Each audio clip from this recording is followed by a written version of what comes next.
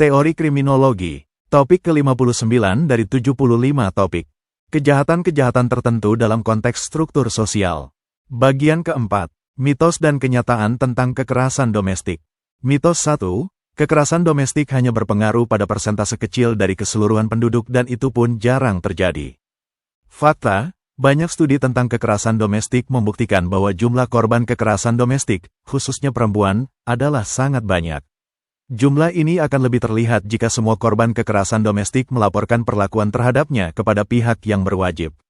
Jumlah yang banyak tersebut sekaligus juga menangkal mitos bahwa kekerasan domestik jarang terjadi di masyarakat. Mitos 2, kekerasan domestik terjadi hanya pada masyarakat miskin, tidak berpendidikan dan keluarga minoritas. Fakta, banyak studi tentang kekerasan domestik didapatkan data bahwa kekerasan domestik terjadi pada semua tipe keluarga, baik dilihat dari sudut penghasilan rumah tangga, profesi atau pekerjaan, agama, etnis, tingkat pendidikan dan sebagainya. Bagaimanapun juga, fakta bahwa korban-korban kekerasan domestik itu berasal dari keluarga berpenghasilan rendah. Mitos 3, masalah yang utama adalah pada pasangan yang saling menyerang satu sama lain. Perempuan sebenarnya juga sama kerasnya dengan laki-laki. Fakta, salah satu publikasi yang terkenal dari studi yang dilakukan oleh Dr. Murray Strauss pada Universitas di New Hampshire, menemukan data bahwa perempuan menggunakan cara-cara kekerasan untuk menyelesaikan konflik dalam hubungan sosialnya, sama seringnya seperti laki-laki. Namun, studi itu juga menyimpulkan bahwa pada saat konteks dan konsekuensi dari serangan-serangan dalam rumah tangga diukur, maka mayoritas korban tetap adalah para perempuan. Mitos 4, penyalahgunaan alkohol menyebabkan kekerasan domestik. Fakta, walaupun terdapat indikasi adanya hubungan yang tinggi antara alkohol, atau juga penyalahgunaan alkohol, atau juga penyalahgunaan obat-obatan lain, dengan tindakan pemukulan dalam rumah tangga, tetapi hal itu tidak terbukti sebagai hubungan sebab akibat.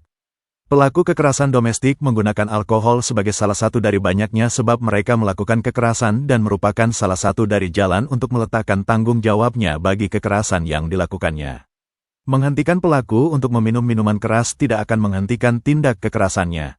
Kedua-duanya, baik tindak kekerasan atau pemukulan dan penyalahgunaan alkohol dan obat-obatan lainnya harus diletakkan sebagai masalah yang terpisah. Kalau tidak, akan terjadi tumpang tindih dalam memahami masalah yang berbeda. Mitos 5, kekerasan domestik adalah kekerasan yang seringkali terjadi untuk satu kali peristiwa, tidak akan terulang lagi.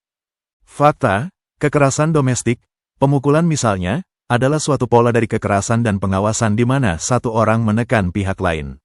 Pemukulan bukanlah hanya satu kali serangan fisik. Pemukulan mencakup pengulangan penggunaan sejumlah taktik, termasuk juga intimidasi, ancaman, perampasan ekonomi, isolasi dan penyalahgunaan psikologi serta seksual. Kekerasan fisik adalah hanya satu di antara taktik-taktik tersebut. Berbagai bentuk dari penyalahgunaan yang dilakukan oleh pelaku dapat membantunya untuk mempertahankan kekuasaan dan pengawasan terhadap pasangannya. Mitos 6, laki-laki yang melakukan kekerasan atau pemukulan seringkali adalah sosok ayah yang baik dan sering membantu anaknya jika pasangan suami istri itu berpisah. Fakta, berbagai studi menjelaskan bahwa laki-laki yang sering memukul istrinya juga sering melakukan penyalahgunaan perilaku terhadap anaknya. Bahkan pada saat anak-anaknya melihat ayahnya memukul ibunya, maka peristiwa tersebut juga sudah dapat dianggap sebagai penyalahgunaan perilaku seorang ayah terhadap anak-anaknya. Seringkali pelaku menunjukkan suatu kepentingan yang meningkat untuk mengawasi anaknya pada saat ia berpisah dengan pasangannya, yang sebenarnya diduga kuat oleh berbagai studi tentang kekerasan domestik, sebagai suatu cara pengawasan terhadap bekas pasangannya. Disinilah anak akan menjadi pihak yang kembali dirugikan. Ia tidak mendapatkan suatu perhatian yang tulus setelah dia juga mengalami trauma akibat berpisahnya orang tuanya. Mitos 7, jika ada suatu kekerasan dalam keluarga, seluruh anggota keluarga tersebut akan berpartisipasi dalam dinamika, dan oleh karenanya, semua harus dirubah agar kekerasan itu berhenti. Fakta, hanya pelaku kekerasan yang memiliki kemampuan untuk menghentikan kekerasan. Kekerasan atau pemukulan adalah suatu tingkah laku pilihan untuk mana pelaku harus bertanggung jawab.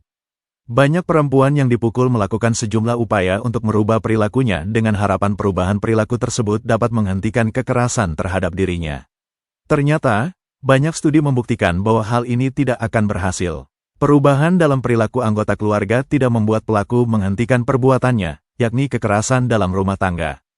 Mitos 8, perempuan yang dipukuli itu adalah masochistik, yaitu kondisi kejiwaan, senang jika disiksa, dan membangkitkan penyalahgunaan atas dirinya. Mereka pasti suka dipukuli atau mereka akan pergi jika tidak suka. Fakta, provokasi korban tidak lagi umum diyakini dalam kekerasan domestik dibandingkan dengan apa yang terjadi di dalam kejahatan lainnya. Perempuan yang dipukuli seringkali melakukan upaya yang berulang untuk dapat meninggalkan hubungan sosial mereka yang keras. Tetapi upaya-upaya mereka itu selalu dapat dicegah oleh pelaku sehingga kelihatannya mereka selalu menerima perlakuan yang mereka alami.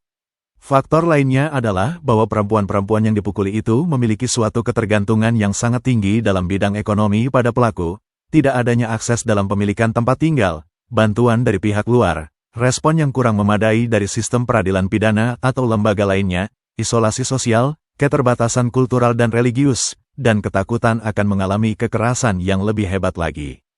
Mitos 9, laki-laki mempunyai hak untuk mengatur pasangannya dari perbuatan yang salah. Pemukulan dalam konteks ini bukanlah kejahatan. Fakta, sementara masyarakat kita ini didasarkan pada sistem legal patriarki di mana sistem tersebut memberikan laki-laki hak untuk melakukan hukuman fisik kepada istri dan anak-anaknya, kita tidak lagi dapat menerima pemahaman seperti itu lagi. Perempuan dan anak-anak tidak lagi merupakan milik laki-laki. Dengan demikian kekerasan domestik adalah kejahatan bagi setiap negara. Dampak kekerasan domestik. Dampak yang panjang atas terjadinya kekerasan domestik terhadap korban hingga saat ini belum banyak didokumentasikan. Perempuan yang dipukuli akan menderita secara fisik dan masalah-masalah mental sebagai akibat dari kekerasan domestik. Pemukulan adalah suatu faktor tunggal penyebab perlukaan bagi perempuan, lebih signifikan dibandingkan dengan kecelakaan mobil, perkosaan, atau perampokan. Pada kenyataannya, penyalahgunaan emosional dan psikologis yang dilakukan oleh pelaku lebih membutuhkan biaya yang besar dalam perawatannya dibandingkan dengan akibat perlukaan. Banyak perlukaan fisik yang dialami oleh perempuan yang dipukuli membutuhkan perawatan medis yang lebih serius, khususnya jika kekerasan tersebut terjadi pada perempuan yang sudah berumur. Darah tinggi dan jantung adalah dua penyakit yang terbanyak diderita oleh para perempuan yang dipukuli dalam konteks kekerasan domestik. Perempuan yang dipukuli dalam konteks kekerasan domestik banyak yang kehilangan pekerjaannya karena seringkali tidak masuk kerja akibat perlukaan yang diderita mereka dalam kekerasan domestik. Mereka juga cenderung kehilangan keluarga dan teman-temannya karena pemukulan yang dialami.